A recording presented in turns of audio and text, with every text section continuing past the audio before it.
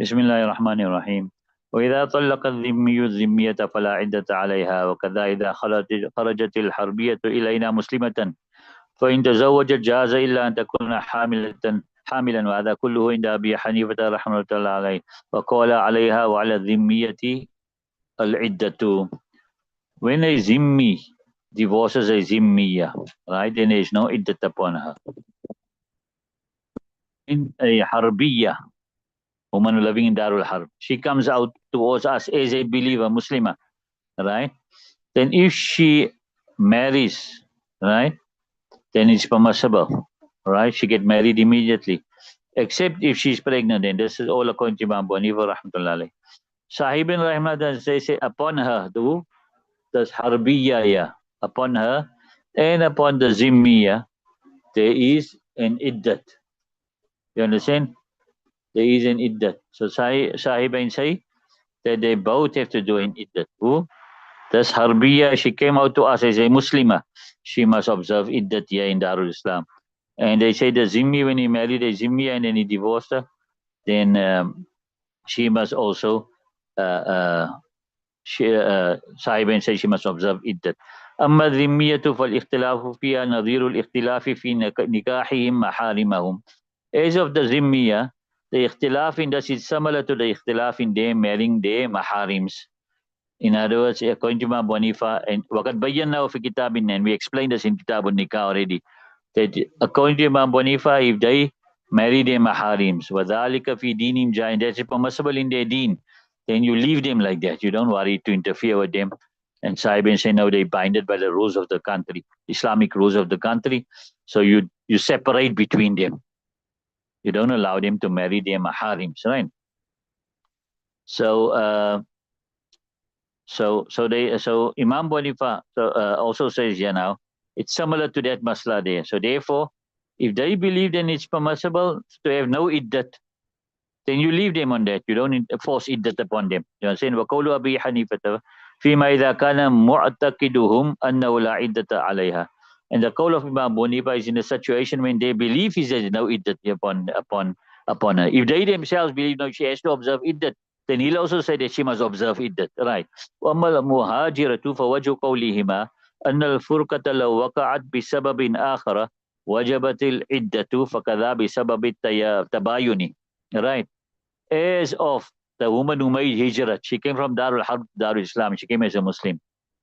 So the reason of Sahibin's qawl is that the separation, if it had to occur with another reasoning, like talaq, right? Then it does sort of become wajib.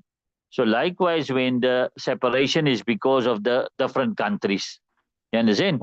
So just as when the Zimmi divorces the Zimmiya, then or rather a Harbi to give a talaq to a Harbiya, then iddat becomes wajib.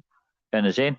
So likewise here, when a Harbiya comes up to us in Darul Islam, then that's the Tabayun al-Darain is the cause of the separation, then iddat becomes wajib. بِخِلَافِ مَا إِذَا هَاجَرَ الرَّجُلُ وَتَرَكَهَا لِعَدَمِ التَّبْلِيغِ.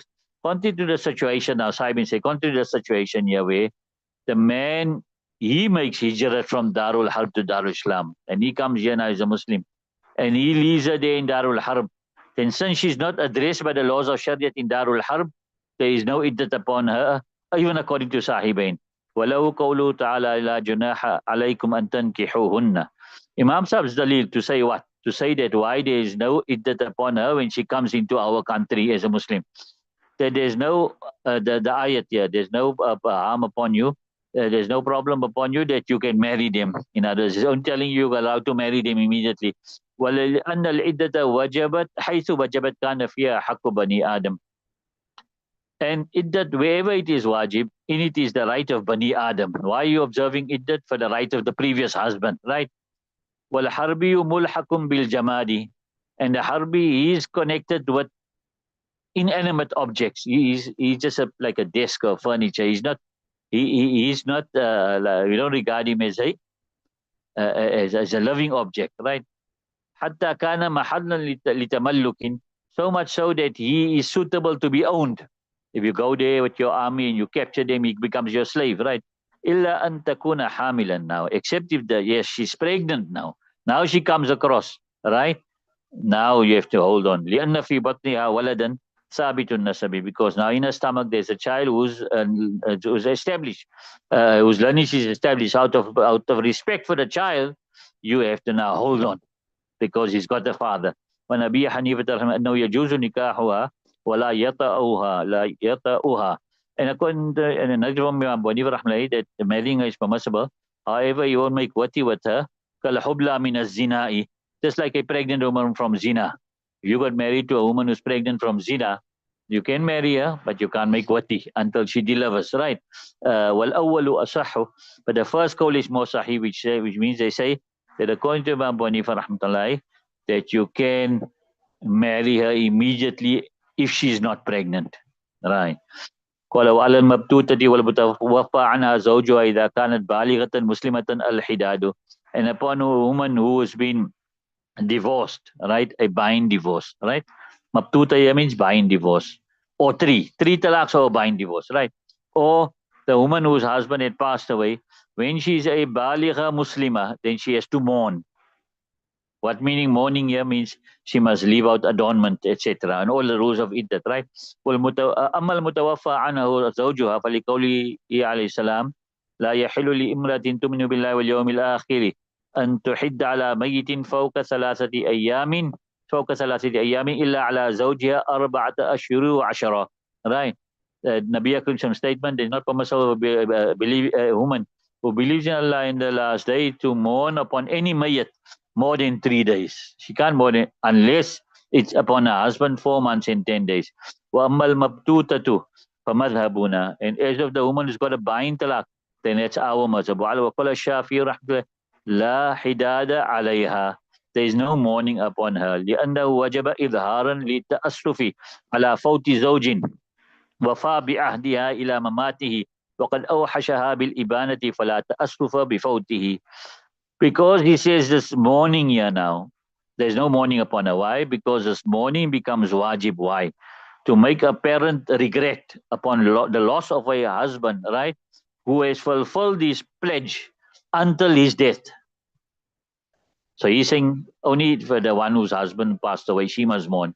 The one whose husband given a bind talaq, don't mourn for him. Don't show regret for him. Why?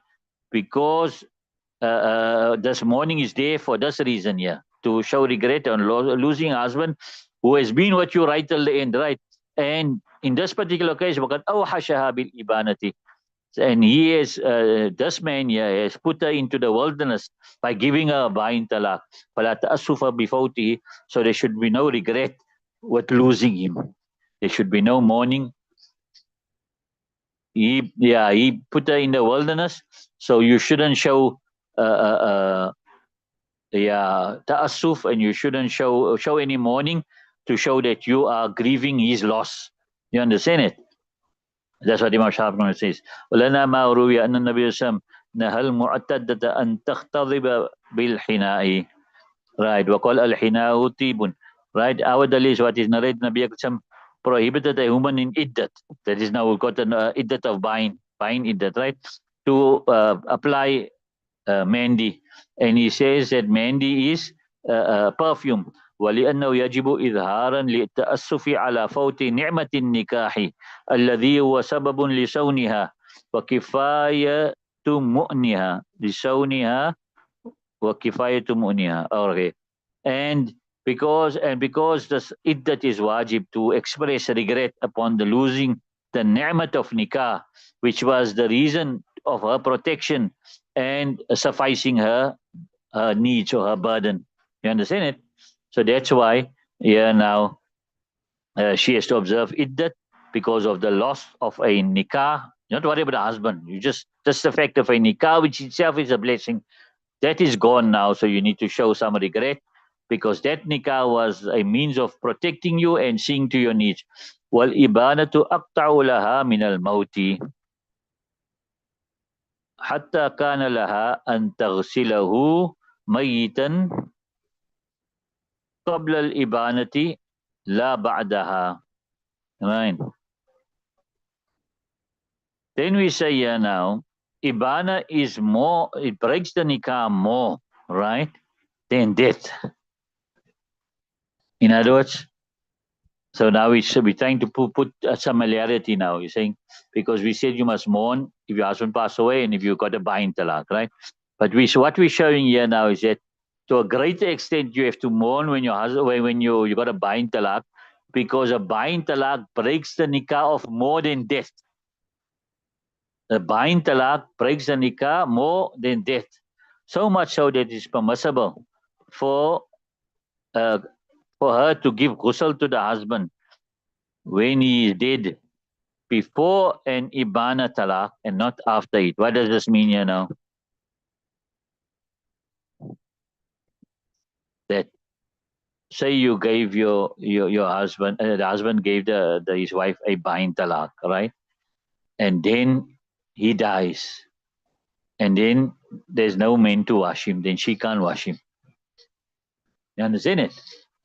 But if if he died and there was no bain talaq, so basically the nikah broke because of him passing on, and there's no man to wash him, then she can wash him.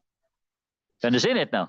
So what it shows you, that the bain talaq cuts off a nikah more than death. You got that now? Right. والحداد ويقول الإحداد هما لغتان وهما لغتان. And you can say hidad and you can say ihdad, and they are both lugats which are accepted. Leave it till there.